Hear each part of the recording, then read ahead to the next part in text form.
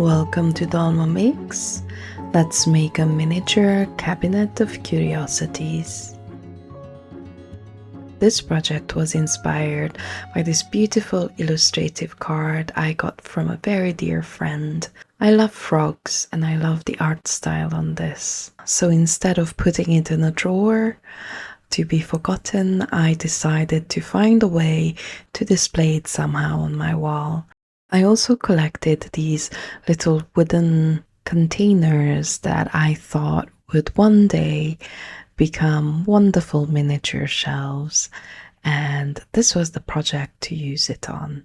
To complete the background, I found 2 more postcards with botanical images and a sheet of pattern paper in a similar theme. For the base, I decided to use one of my canvas boards as I needed something sturdy and something that will hold up to a lot of handling, unlike cardboard would.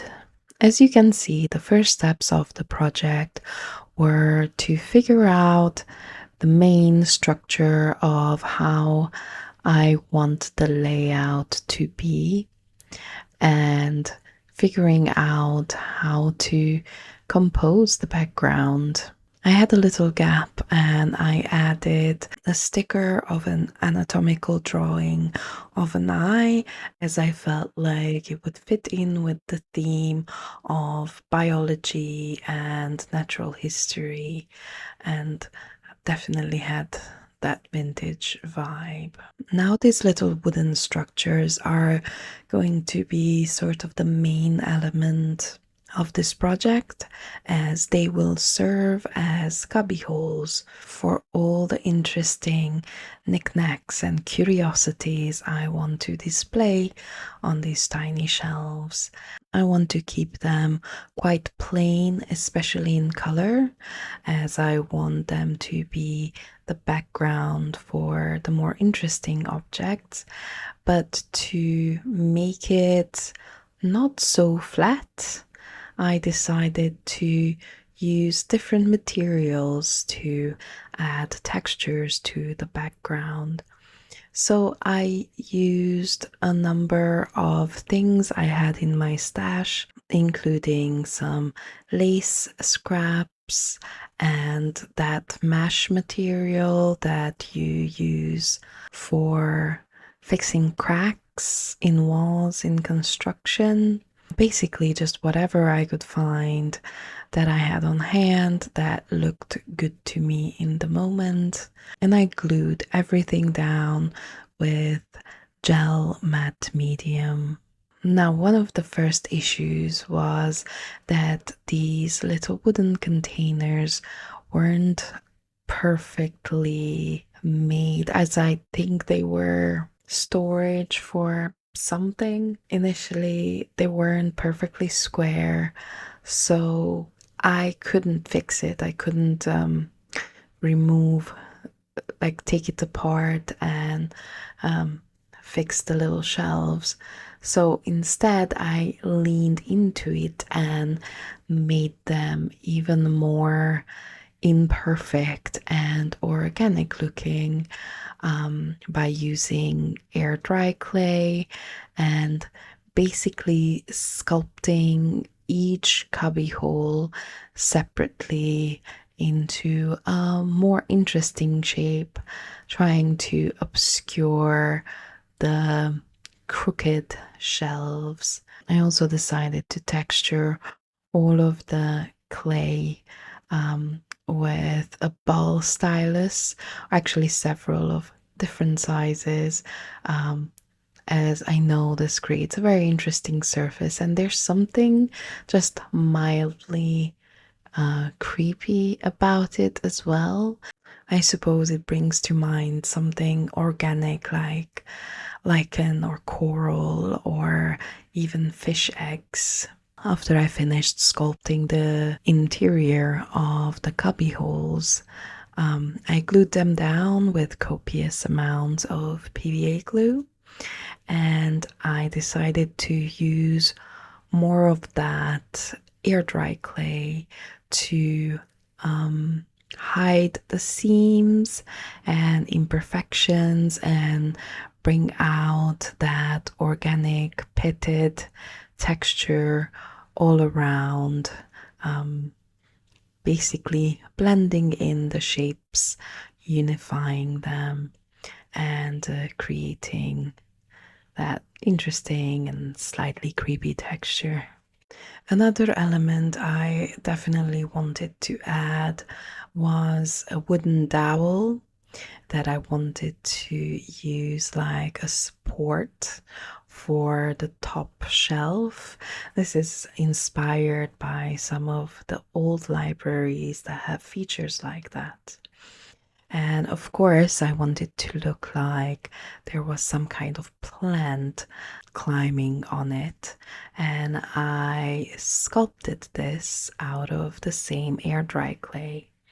First, I used a silicone mold to make a bunch of small leaves. Then I just rolled some snakes of clay and basically wrapped it around the dowel using some water and some PVA glue as well, just to make sure that it stuck on really well. I also wanted to add some flowers, but I knew there was no way I could sculpt such tiny flowers by hand. So instead, I just used some tiny metal flowers I had in my stash, and I just dipped them into some PVA glue and pressed them into the clay. And as the clay dries, these will really stay in there. All the clay had to dry overnight, but the next day everything is looking quite good. So the next stage is painting. I am going to prime everything that's bare naked with a dark brown acrylic paint. This is the first layer. I want to do a full coverage, but I don't want to put a layer too thick, as I've gone to all that trouble to sculpt that texture. I don't want it to be obscured, but I'm going to paint all the air dry clay, all the wooden cubby holes, and the raw edges of the canvas. Basically, everything that's not covered by the postcards or the pattern paper. I tried to make sure to get well into every nook and cranny and not leave any wide gaps, because if I make any mistakes in the actual painting stage, if there is dark brown peeking through, it will just look like a shadow in the background, not like a mistake. After the base coat has dried, I'm going in with two acrylic colors, a light brown and a darker mossy green. But both of these acrylic paints have a little bit of a chalky finish, so I'm quite delicately just overbrushing, not really using a lot of pressure with my brush, just gliding it over to catch those textures and edges and basically bring all of my sculpting back to life. For the next layer, I grabbed just some yellow and even more gently, and only using the tip of my finger, I basically dry brush these surfaces a little bit. Of course, that support column also needed painting, and I went through the same process. First, base coating in dark brown very thoroughly, letting it dry, then painting the vine itself first in a dark green, then using the acrylic colors from before, the brown more on the dowel and the moss green on the vines and leaves. And I'm going to paint the flowers first in a very bright orange. Then I'm going to add a much lighter, mellower orange. I also added a little bit of yellow dry brush over the flowers and a much brighter spring green color as a highlight on the vine and the leaves, and I think this finally makes it really pop. Another big design element was this cluster of mushrooms I wanted to add in the corner. I'm not quite sure what this is made out of, but it feels like ceramic. And it's one of those things that you're supposed to put at the corner of a light switch as a home decor. The design of it was really good, but the paint job was quite terrible. So I decided to do it myself. And these mushrooms look like chanterelles. So I first base coated them into that deep, bright orange and then gradually added more and more layers of different oranges and yellows to make it look more realistic and to turn down the orange that was blowing out my camera as I was filming. But I wanted it to be a nice, vibrant color, as these mushrooms really do look like that in real life.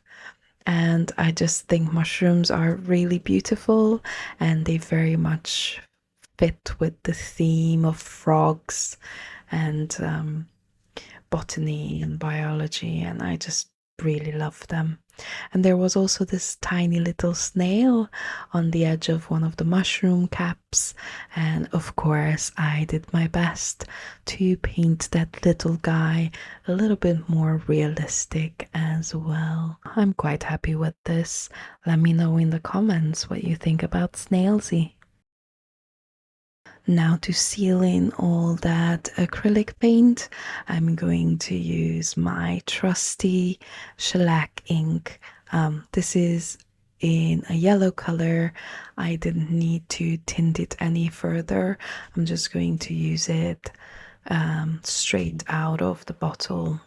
I really like how this ages things, gives them kind of like a yellowed aged look, but also holds up really well as a varnish. And I used it on the support column and all the cubby holes as well. And I really like how it pulled in those little holes that I sculpted before and in those textured backgrounds. As I'm making this piece for myself, I'm really just going to make what I like best, and the look this material gives is one of my favorites. Of course, I let that dry for a few hours, and I think the results are fantastic. Here I'll show you where the support column will go and the corner mushrooms, but I will hold off on installing those as they will get in the way from further working on the project. Now to actually fill this cabinet of curiosities, I gathered a bunch of miniatures that I had in my stash, and some of which I've made specifically for this project. So let's start with the first cubbyhole on the left. This is a miniature crystal display with actual crystal chips. I have a bit of black goldstone, a carnelian, moss agate, and a snowflake obsidian. I'm also going to add in a couple of handmade miniature books and this tiny jar that I filled with chili flakes from my spice cabinet, which at this scale I think look very interesting. A really beautiful miniature glass jug that I purchased, and a beautiful bead that I'm going to turn into a tiny vase. I also wanted to use this tiny laser cut wooden frame. Of course, I had to paint it as it was raw wood. And for the bead, I'm going to use this tiny piece of plastic plant that I think looks a little bit like a succulent at this scale. And of course, I painted it a bit more realistic. On that little frame, when the green paint has dried, I'm just going to rub on some antique gold to make it look more like a picture frame.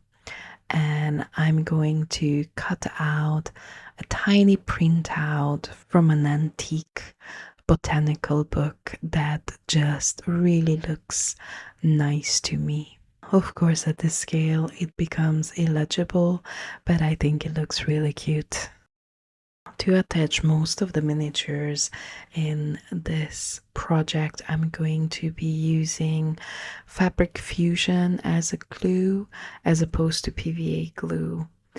Because it's a lot more transparent, so if there's any over spillage it won't be as visible. PVA glue dries transparent as well, but it doesn't exactly disappear. And also this bottle has a very fine tip nozzle, which was very useful when adding teeny tiny things to my small shelves. As there was a little gap left, I decided to add a small piece of seaglass as well. And that completes our very first cubby hole. Many more to come. So let's move to the next one. Some of the elements I'm going to add to this shelf include another book, this one with individual pages, and this really cool antique button that I had for very many years waiting to be part of a greater project. Also, to repeat that bright gold element, a little gear, and this gold bead that I'm going to transform into another vase by sanding the bottom so that I can have a flat surface to glue on. And I'm going to use these tiny yellow fabric flowers to fill the vase. However, the stems were white and the yellow color was quite flat on them, so of course I painted the stems green, well, only the top part that might be visible, and I added a little bit of orange to the middles and the edges of those petals, and I glued them in together to make a nice bunch and a tiny vase. I'm also adding a tiny bottle of aged apple cider.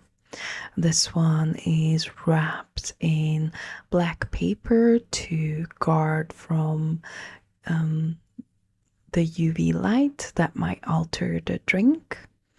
And I glued on a tiny slice of an apple pheno clay instead of a label. I also added another bottle that might be brandy, as I believe it is not uncommon to display the nicer bottles of drink on display shelves.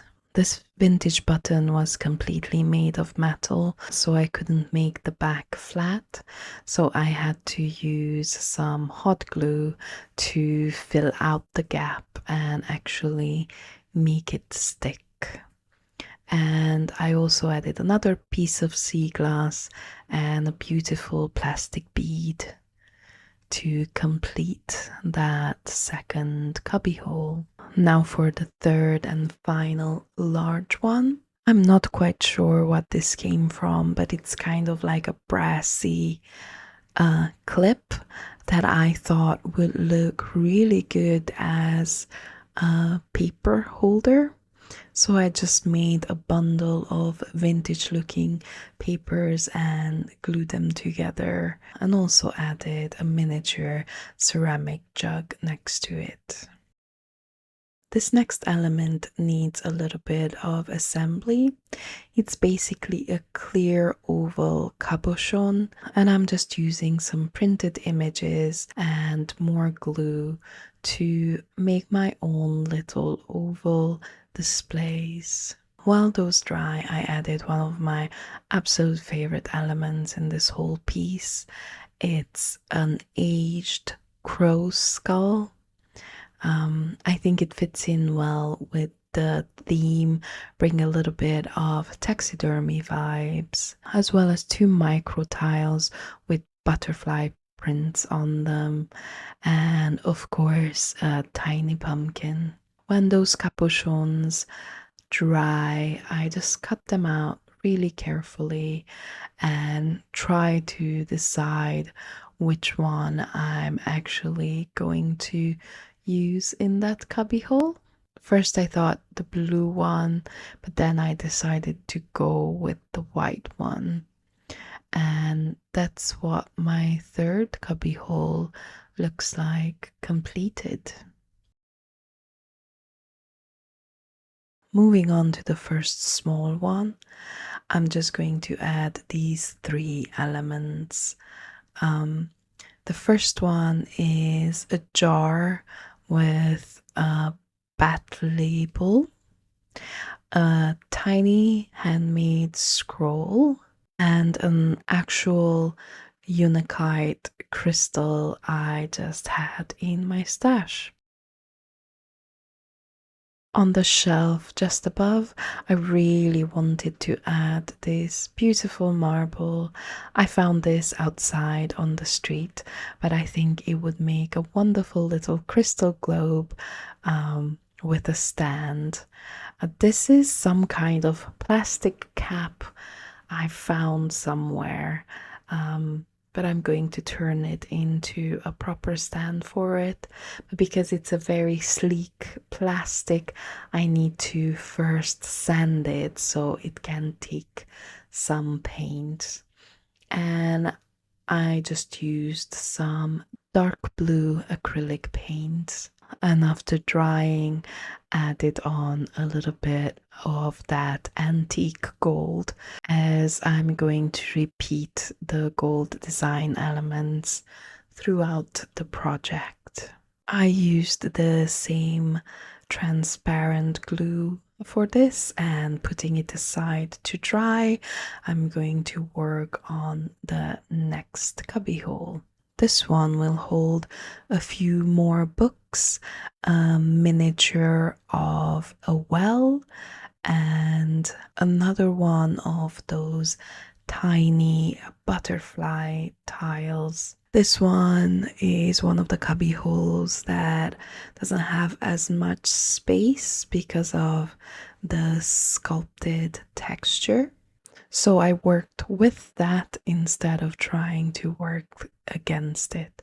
I also added a small green bead and a tiny snail shell that I think kind of looks like an ammonite fossil on this scale. I've decided to add a couple of golden gears in the background for, well, my tiny crystal globe will go, as this will sit there alone. And I don't think that cubbyhole needs anything more than that. For this next one, I'm going to add even more books, having a little bit of a library shelf. These are all miniature handmade books. They don't open, but they are textured to look like pages if you look at them from above. Next to the books, I'm going to add this very interesting looking bead that at this scale, I think it looks like some kind of decorative element or maybe like an antique strange mirror. On the top shelf in this sequence, I want to add this beautiful little ceramic jug. Actually, I don't know if it is ceramic, but it's definitely some kind of earthenware. And I don't believe it's been fired as it smelled so wonderfully earthy once I introduced some moisture from the paint. I painted it a lovely shade of blue as I wanted something that will stand out in front of the brown background. And of course, I finished it off with a little bit more of that antique gold. Added one more gear in the background and glued it in. Moving on to the top, I'm going to add this stack of papers into this particular cubby hole, and because it was a little bit springy, I didn't have the patience to sit there and hold it until the glue dried, so I just used a little bit of hot glue. I also added 2 beautiful beads just to fill in that space a little bit more. Because I had made it, I decided to use this other cabochon as well, and I just glued it in the background. And for the foreground, I selected these tiny things. It's a tiny plastic skull, another piece of seaglass, and 2 absolutely gorgeous little bottles made out of beads. For this middle section, I'm going to make yet another tiny vase using another bead and some more tiny artificial flowers. I'm going to paint these ones orange as well, as repeating visual elements brings a cohesion and harmony to the project. I had to manipulate it into a shape so that it would fit in that middle cubby hole, and use the leftover tiny printout under it just so there's a little bit of layering and a little bit of interest.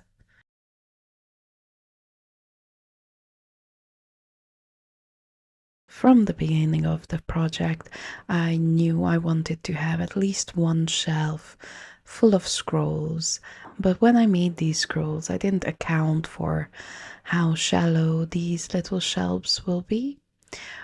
So instead of wasting them, I'm just chopping them in pieces and basically using both ends as ready-made tiny scrolls, and I'm just going to stack them in a pleasing little pile and have this as my little scroll shelf. To this final cubby hole, I'm going to add more books and more of those tiny butterfly tiles in the background.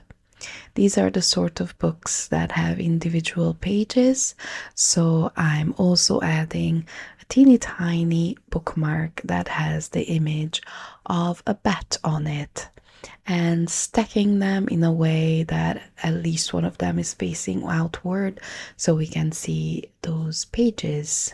with all those cubby holes done, I have this kind of shelf space, and I still have a bunch of little things that I've gathered left over. First off, I added one of my favorite scrolls that I didn't have the heart to cut up, and it fits really nicely in that corner. And then I have this really cute ceramic Chinese lucky cat. Some more of those paper bundles and whatever tiny books I still had. These are the kind of books that don't open but have textured edges that are reminiscent of the pages squeezed together. Another one of my absolute favorite objects in this project is this teeny tiny box with a functional hinged lid that I glued some green seed beads into, and to me they look like really lovely glossy frog spawn. At this stage I had to make sure that support column has enough space, so I'm installing it now before I accidentally put other things in the way. So I added another little vase made out of beads, some more seaglass, and more of those tiny snail shells. And to the ceramic lucky cat, I'm going to add some more plastic plants. And with this, our little shelf area is complete. These miniature replicas of pinned butterflies definitely fit in too perfectly with the theme of this project. However, I didn't want to put them in any of the cubby holes because I wanted them to be very clearly visible. So I just glued them on directly onto the background, as well as some more of those gold gears scattered around.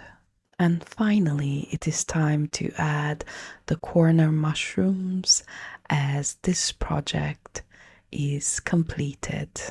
It has been such a labor of love. I enjoyed every step of this project, and it gave me an excuse to finally display some of my favorite miniature pieces in a way that they won't get lost, as well as that gorgeous A to Z frog card. There's also a little bit of an upcycling aspect to this project, as many materials I used have been sourced from discarded packaging and repurposed postcards.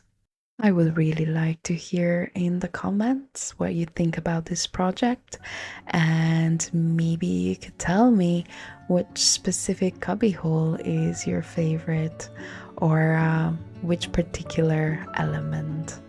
I think that would be really fun to hear about. I'll leave you to enjoy the glamour shots. Thank you for watching. I hope you have a nice day. Bye.